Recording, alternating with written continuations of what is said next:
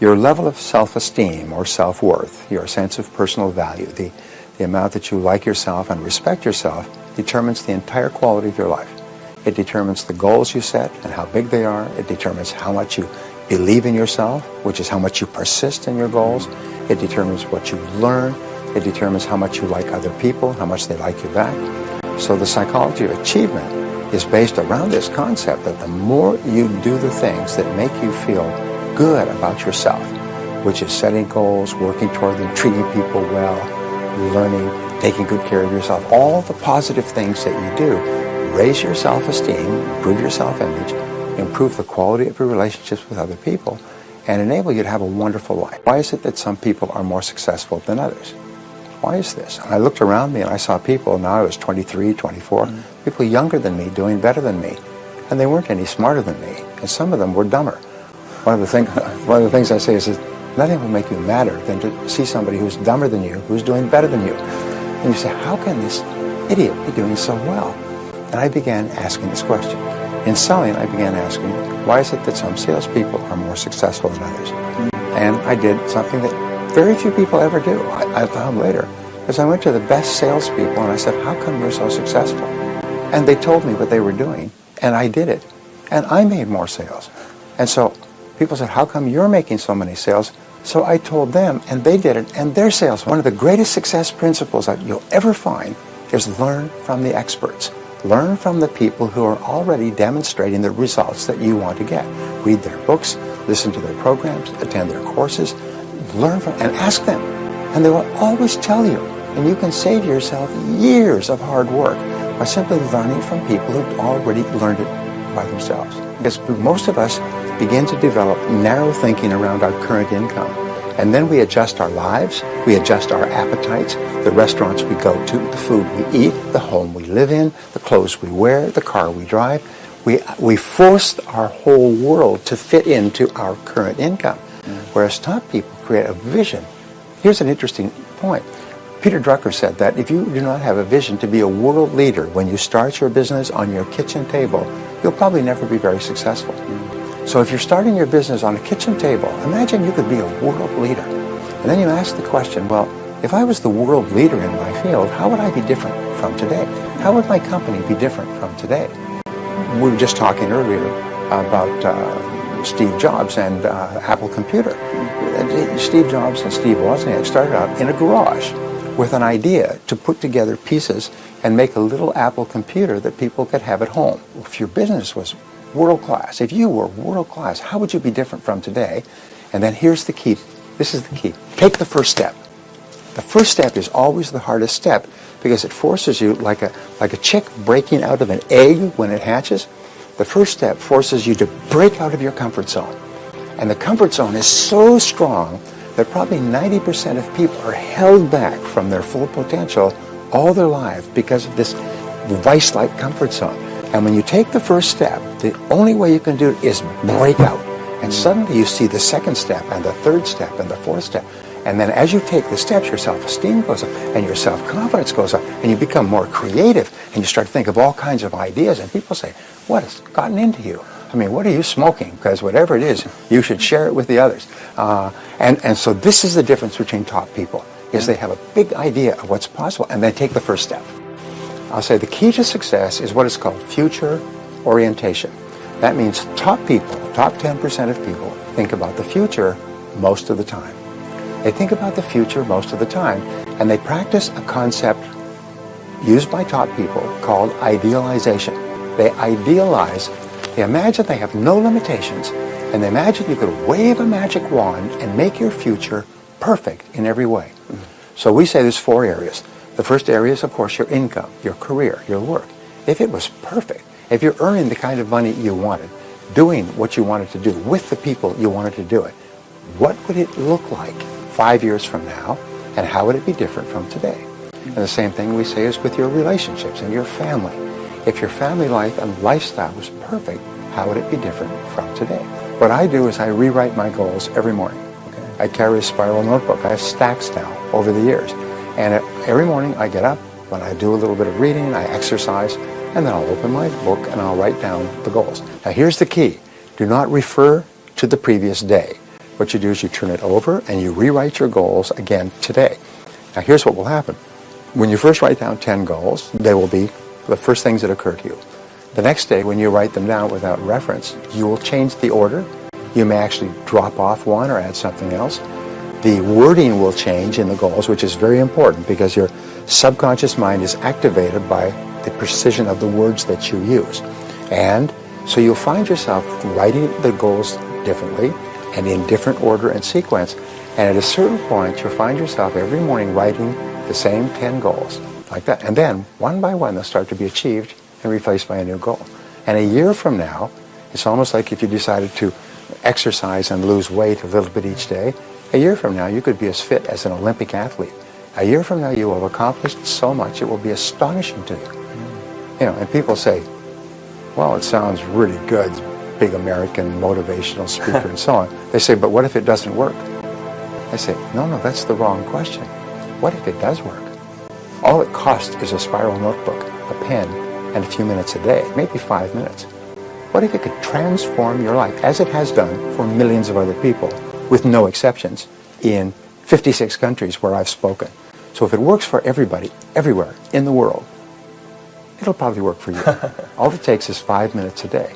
And it's really a test of how much you really want those goals, is do you have the discipline to rewrite them every day?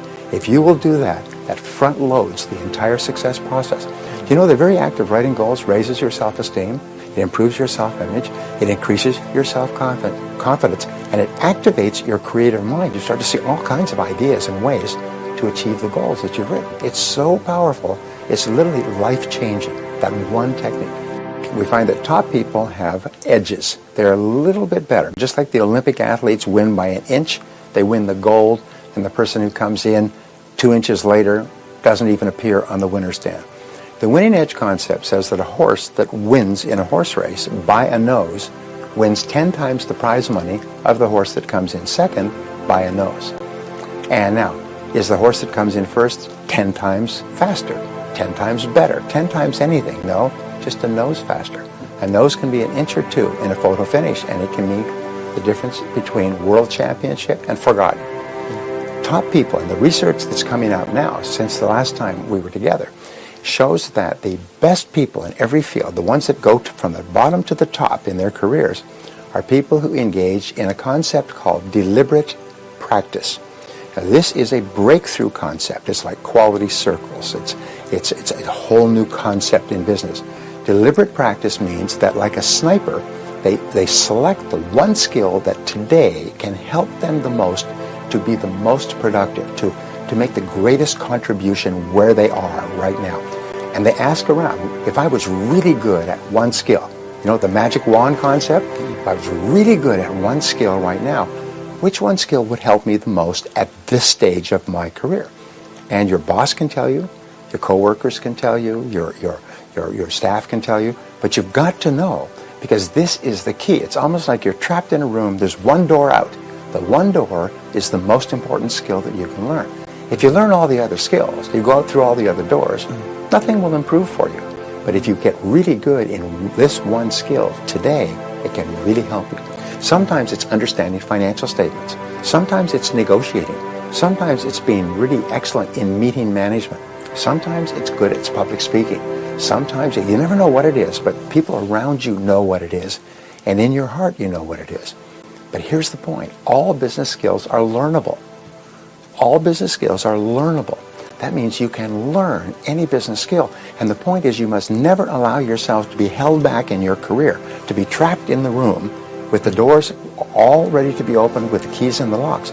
You must never allow yourself to be trapped because you lack a business skill. A human being is an automatic, a natural learning organism. A child in the first 3 to 5 years learns to coordinate 26 senses. They learn 5,000 words. They learn how to read 100 different facial expressions, so they know exactly what people are thinking and feeling. They know how to interact and get along with others. They learn at 30 times the adult rate in the first 3 to 5 years.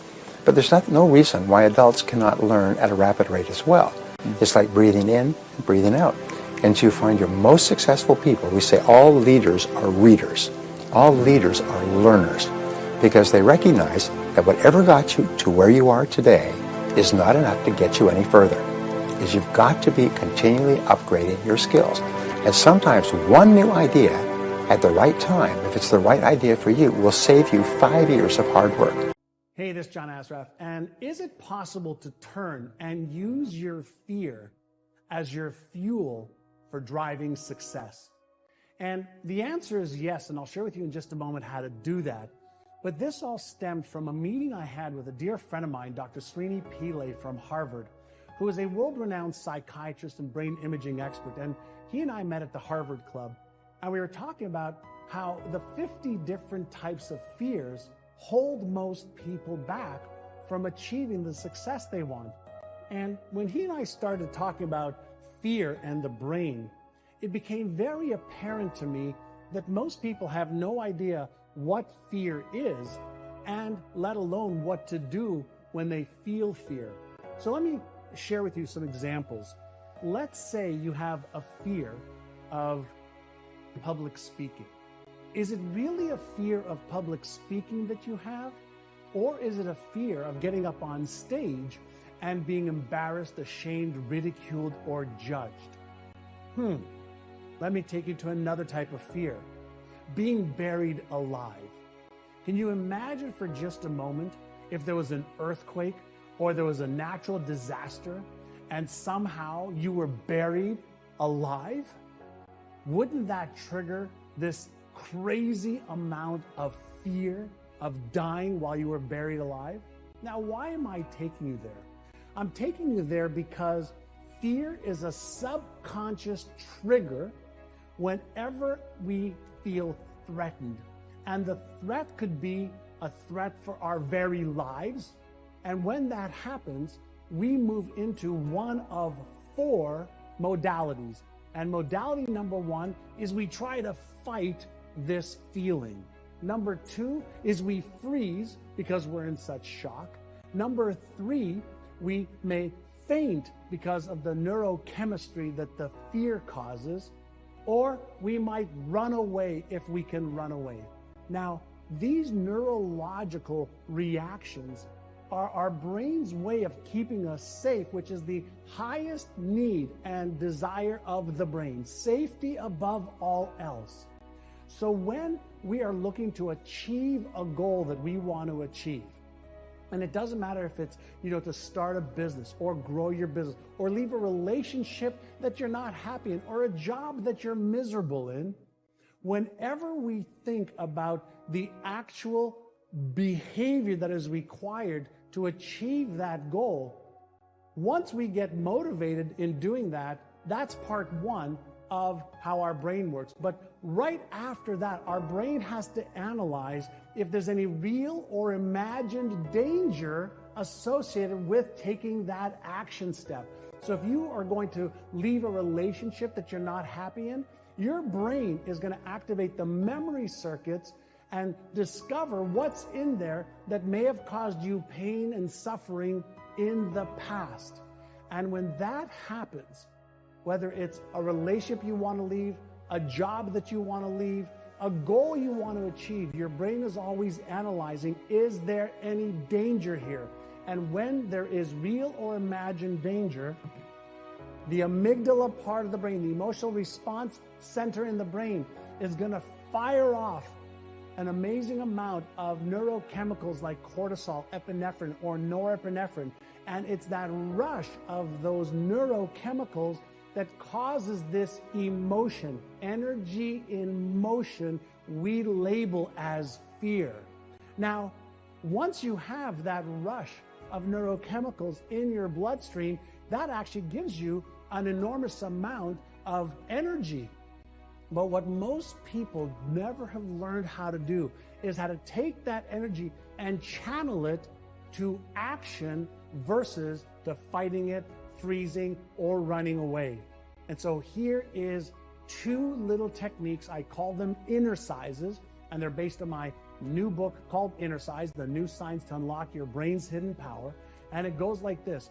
When you write down a goal you want to achieve, and you write down a fear that you might have in achieving that goal. So it could be a fear of failure, a fear of succeeding and then failing, a fear of trying your best and it not being good enough, and that's going to cause you to be embarrassed, ashamed, ridiculed, judged, etc.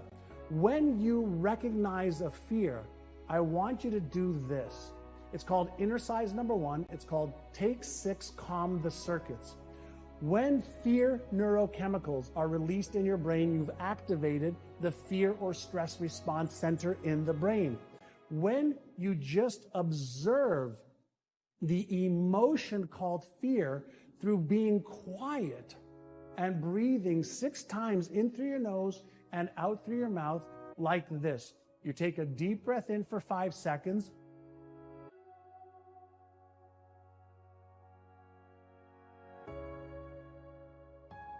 You blow out like you're blowing out through a straw. And if you do this 5 seconds in, 5 seconds out, 5 seconds in, 5 seconds out, with 6 to 10 breaths, you're going to deactivate the fear response center, and that actually is going to reactivate your thinking center in your brain so that you can move on to exercise number 2. Exercise number 1 is Take 6, Calm the Circuits.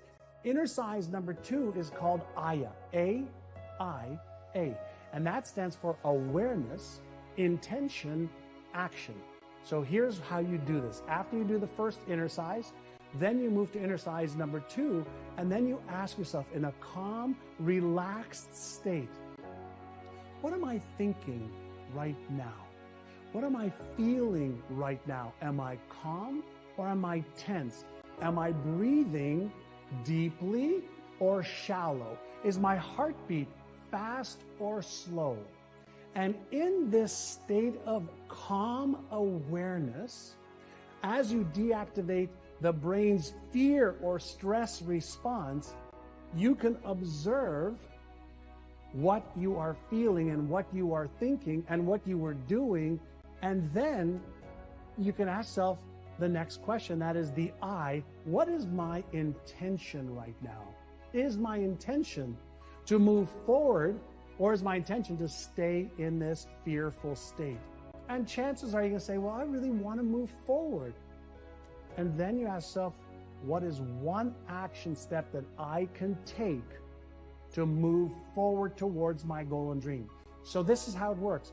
After you do the exercise number 1, to calm the circuits and to deactivate the reactive state that fear causes, and then you move into the second exercise called AYA to move into the responsive state, awareness, intention, action, now puts you in control of being aware of the fear, being aware, of what you've been thinking, and then being at choice of what you want to do.